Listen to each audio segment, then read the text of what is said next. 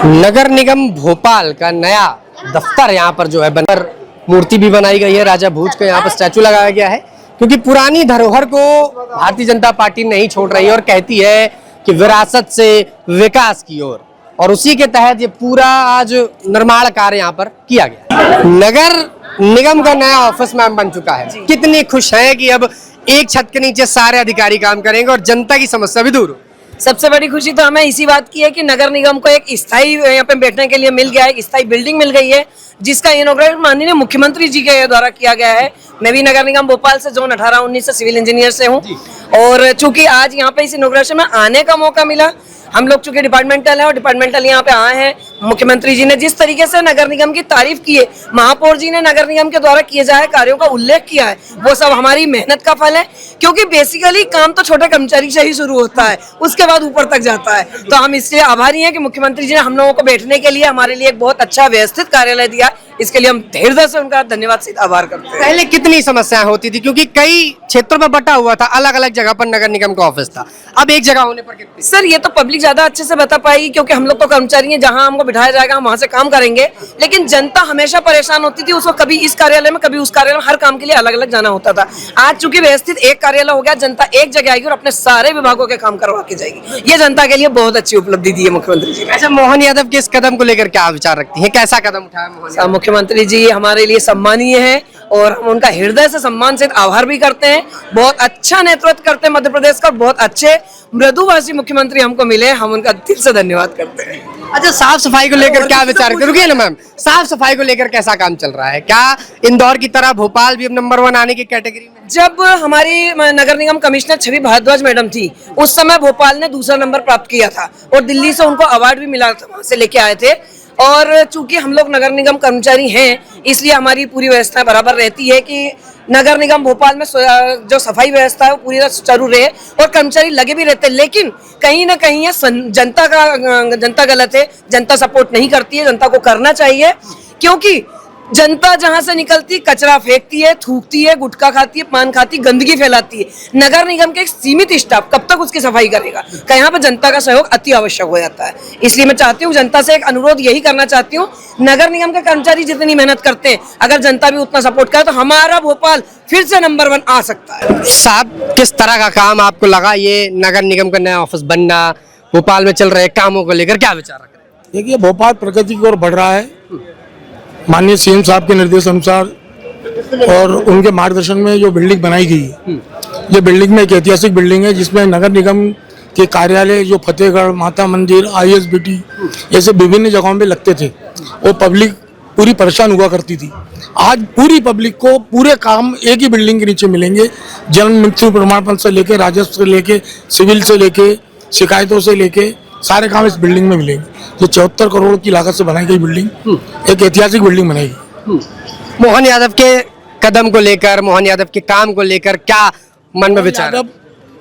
जब से मुख्यमंत्री बने तब से प्रदेश विकास की ओर अग्रसित है और लगातार कार्य प्रगति पर है और प्रगति करते रहेंगे, ऐसे हमारा सोच है। युवाओं से थोड़ी चर्चा कर लें कि क्या मान रहे हैं मोहन यादव के काम को लेकर, क्या विचार रखते हैं भाई? मोहन यादव कैसा काम? मोहन यादव जी भी अच्छा काम कर रहे हैं कि पहले डेवलप हुआ, इतना डेवलप हुआ है कि पहले लाइट नहीं रहती थी ये सरकार में, कांग्रेस सरकार में लाइट नहीं रहा करती थी। आज के इसमें आप लाइट देख सकते हैं, रोडों पे सड़कें इतनी अच्छी हैं। और आप ये कोलार साइड निकल जाइए, 6 लेन, ये हमारे आदरणीय रामेश्वर शर्मा जी मुख्यमंत्री जी के बदौलत, और वहाँ पे भी लाइटें नहीं रहा करती थी, पानी नहीं आते थे, नल मल। आज के समय में आप देख सकते हैं कोलार पे भी, कोलार क्षेत्र में या कहीं भी, कि आपको 6 लेन आपको कहीं भी मिल गया, ठीक है, कहीं भी मिल रही है सर। और अब क्या बोलते हैं, जो भी है ये हमारे भाजपा सरकार की बदौलत है। हमारे आदरणीय नरेंद्र मोदी जी जिनने ये क्या बोलते संकल्प लिया है कि देश को आगे बढ़ाने का, तो हम इससे बहुत खुश हैं, बहुत ज़्यादा ही खुश हैं। युवा कांग्रेस की तरफ क्यों नहीं जा रहा? क्या कारण मानते हैं कि कांग्रेस में नहीं जा रहा है, बीजेपी से जुड़ रहा है? सर, बीजेपी से इसलिए जुड़ रहा है युवा क्योंकि कांग्रेस में कुछ नहीं है, कोई ऐसा आदमी ही नहीं है जो कि उसे कुछ बनाया जा सके। अब राहुल गांधी जी ले लीजिए।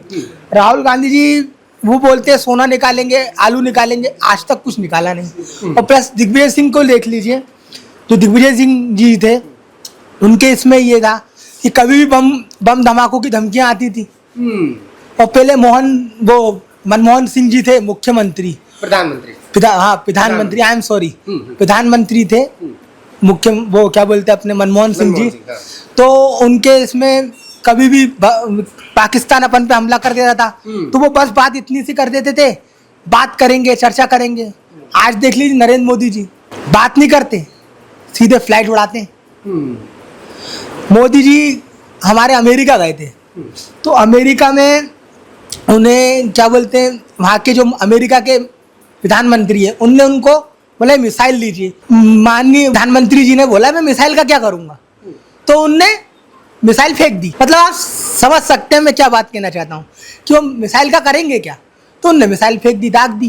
क्योंकि पाकिस्तान का ये है कि जहाँ हिंदुस्तान वालों को टोटल गिराना, और कांग्रेस सरकार फुल सपोर्ट करती है मुस्लिम सरकार, मुस्लिम का। कांग्रेस सरकार का काम ही यही है कि हिंदुत्व को आगे बढ़ने नहीं देना कांग्रेसों को।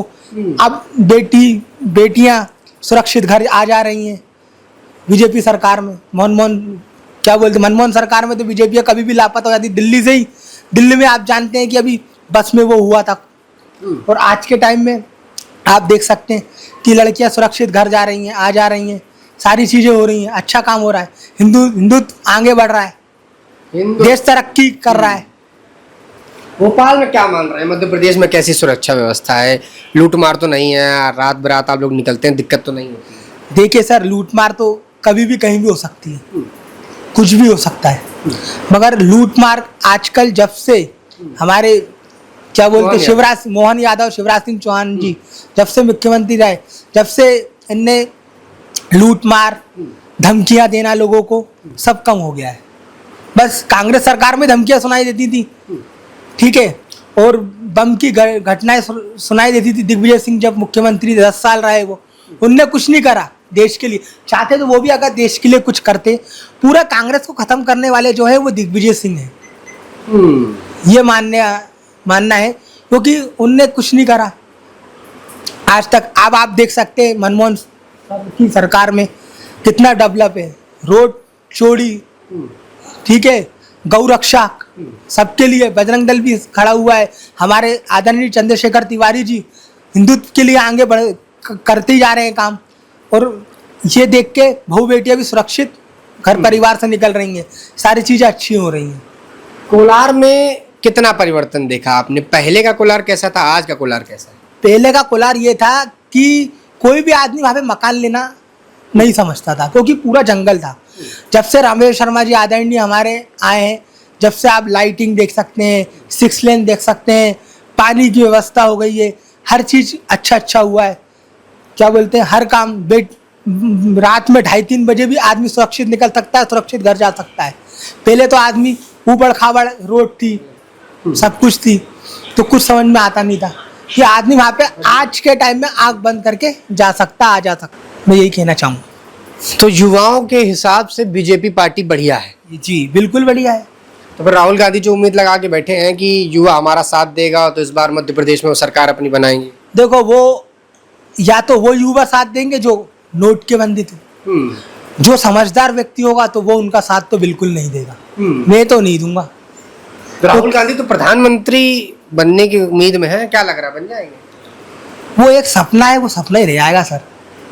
हर आदमी समझ चुका है, जान चुका है, हर चीज कर चुका है। अभी आप क्या बोलते हैं, अभी लॉकडाउन लगा था, लॉकडाउन में इतना अच्छा काम आदरणीय प्रधानमंत्री जी ने किया। रामायण को लोग बाग भूल गए थे।